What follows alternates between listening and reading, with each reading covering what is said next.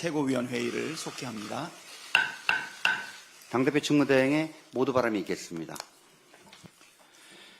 국민의힘의 대통령 후보 경선 토론회가 참으로 한심한 수준입니다.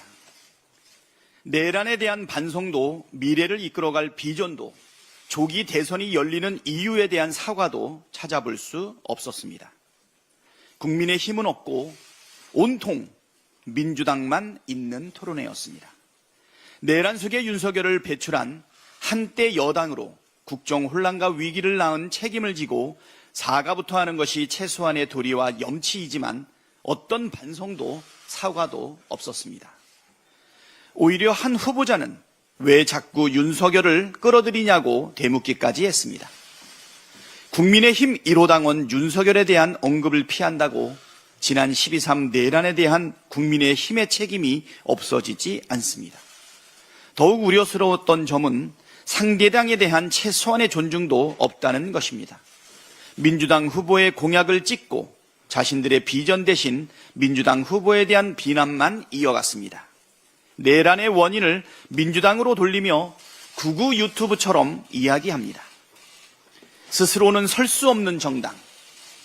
이것이 국민의힘의 민낯이고 후보들의 수준입니다. 이런 저열한 수준의 후보를 낸다는 것 자체가 국민에 대한 모독입니다. 국민의힘은 이제라도 후보를 내지 마십시오. 그것이 책임지는 자세입니다. 한덕수 총리는 염치가 있다면 대선 불출마 선언부터 하십시오. 제65주년 4.19 혁명 기념식에서 국민 통합, 상생, 법치와 협치를 외치고 18일 제45회 장애일의 날 기념식 축사에서는 우리가 이룩하고자 하는 대한민국이라며 국가 비전을 발표하고 나섰습니다. 헌법재판관 지명도 모자라 국회 대정부 질문에 불참하고 호남과 영남을 오가며 기업 탐방까지 대통령 선거 준비에 한창인 것처럼 보입니다.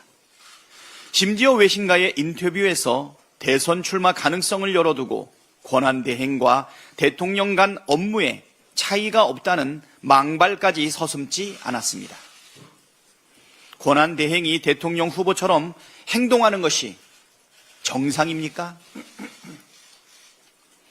한덕수 총리가 대통령 권한대행으로 해야 할 일은 국정의 안정적 유지와 공정한 대선 관리에 전념하는 것입니다.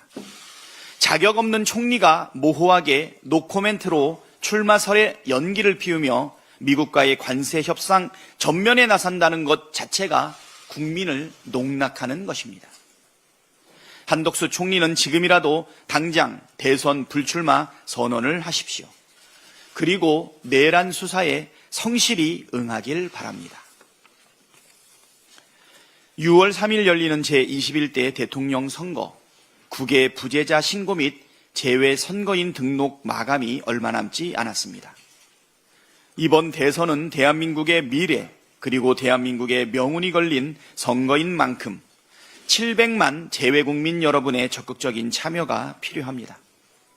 지난 3년간 정권의 폭주와 국정 실패로 인해 대한민국의 국격은 심각하게 추락했습니다. 모국이 어려운 일에 처해 있을 때마다 나라의 위상이 흔들릴 때마다 중심을 잡고 민주주의를 바로 세우기 위해 노력해 오신 재외 국민 여러분께서 다시 대한민국을 일으켜 세우는데 동참해 주시길 당부드립니다. 4월 24일 목요일까지 꼭 등록하시고 대한민국의 미래를 바꾸어 주십시오. 다음으로 김민석 최고위원의 발언이 있겠습니다.